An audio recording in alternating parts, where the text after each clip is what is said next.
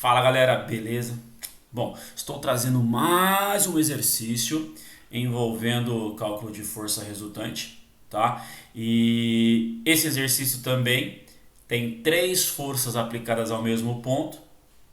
Então o exercício ele pede para que a gente calcule a intensidade e indique a direção dessa força resultante. E se esse exercício, essa correção for legal, for útil para você, eu peço para que deixe aquele like, aquele joinha e dê aquela fortalecida para que a gente possa estar sempre postando correções de exercícios aí. Então vamos lá, a primeira coisa que temos que fazer é traçar o plano, né? Traçamos o plano e aplicamos as forças que estão nesse ponto.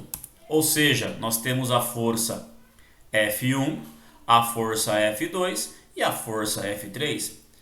Não vou colocar o valor dos ângulos para não poluir muito o desenho, tá? Mais uma vez traçado as forças, agora a gente vai decompor essas forças. Ou seja, para chegar nessa força final F1, nós tivemos uma decomposição em X e em Y. A mesma coisa para F2 e a mesma coisa para F3, tá?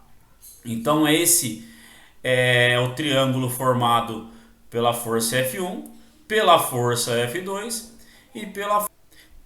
Tem gente que faz isso. Eu particularmente eu traço o triângulo conforme o ângulo está sendo mostrado no desenho. Mas o que eu quero dizer? Tem gente que prefere, para facilitar, uma vez que vai fazer decomposição de forças, né?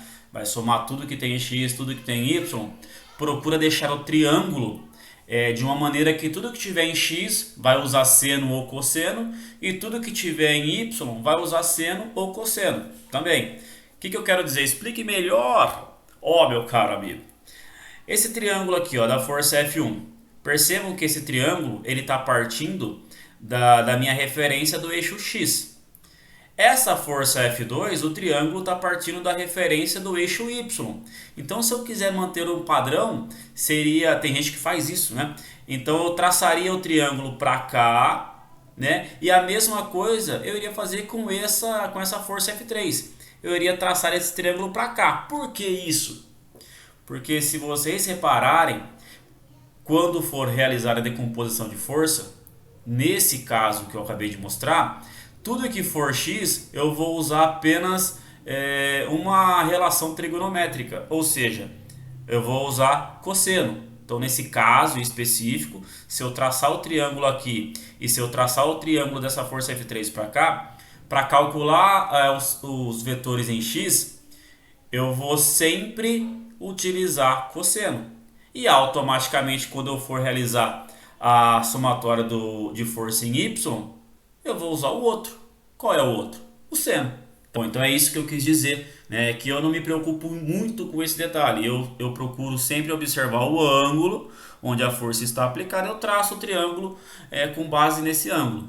Mas dá para se fazer caso você queira facilitar, né, entre aspas, a sua linha de raciocínio para as decomposições de x em y. Vamos lá então. Decompondo essas forças, tudo que for em x, somatória de x. Então, somatória de força em x, quem que nós temos? Força F1, F2, F3. A força F1 aqui, para encontrar o x, esse cateto ele está com um ângulo. Se ele está com um ângulo, cosseno. Então, F1 vezes cosseno de 45. Aqui, pessoal, vou só reforçar. Por que é F1 vezes cosseno de 45? O cateto que nós queremos descobrir é o x. Então, se a gente aplicar a relação trigonométrica, cosseno do ângulo é igual a cateto adjacente por hipotenusa. Para a gente encontrar o cateto adjacente, a hipotenusa que estaria dividindo, ela passa para o outro lado multiplicando, que é isso daqui. Quem que é a hipotenusa? É a força F1, nesse caso aqui. Tá? Então por isso que eu já coloquei F1 vezes cosseno de 45. Quem que eu vou descobrir com isso daqui? Esse cateto X. Ok? Qual mais força eu estou aplicando no mesmo ponto? A força F2. F2, ou seja, mais. Aí tem um menos F2. Por que menos F2? Porque a força F2 ela está atuando a esquerda do ponto zero em x. Uma vez que é a esquerda do ponto zero, recebe o sinal negativo. E percebam que a força F2 aqui, ó, o x, ele está oposto ao ângulo, ou seja, ele está sem o ângulo. Uma vez que ele está sem o ângulo, seno. Sem ângulo, seno. Então, ó, F2 vezes seno de 60 graus. Perfeito? Mais, porque é uma somatória, menos F3, a mesma coisa, galera. Ó, a força F3 está atuando à esquerda do ponto 0, 0, de origem. Se está à esquerda, recebe o sinal negativo. E ó, o triângulo traçado, o x também é o oposto, ó, ou seja, ele está sem o ângulo. Sem ângulo, seno. Então F3, ou melhor, menos F3 vezes seno de 75. Substituindo os valores nos lugares das forças, teremos 600 vezes cosseno de 45. Aqui mais com menos dará menos, né? 800 vezes seno de 60. Mais com menos aqui também dará menos. 450 vezes seno de 75. Resolvendo essa conta, né? E somando esses valores, nos dará a resposta que a somatória de força em x vai ser igual a menos 703,22 Newton. Então Fx será igual a menos 703,22 Newton. Agora nós vamos utilizar as mesmas forças, no entanto, para encontrar a somatória de força em y. Montando a equação, F1, o y é o que está na vertical, tá? Então ele está sem o ângulo. Ó, nesse caso aqui da força F1, o y está sem o ângulo. Sem ângulo, seno. Então seno de 45, ó, vezes a hipotenusa, que é o F1. Mais, por que mais? Porque ó, além de ser uma somatória, a força de fato ela está acima do ponto de origem. Estando acima, sinal positivo.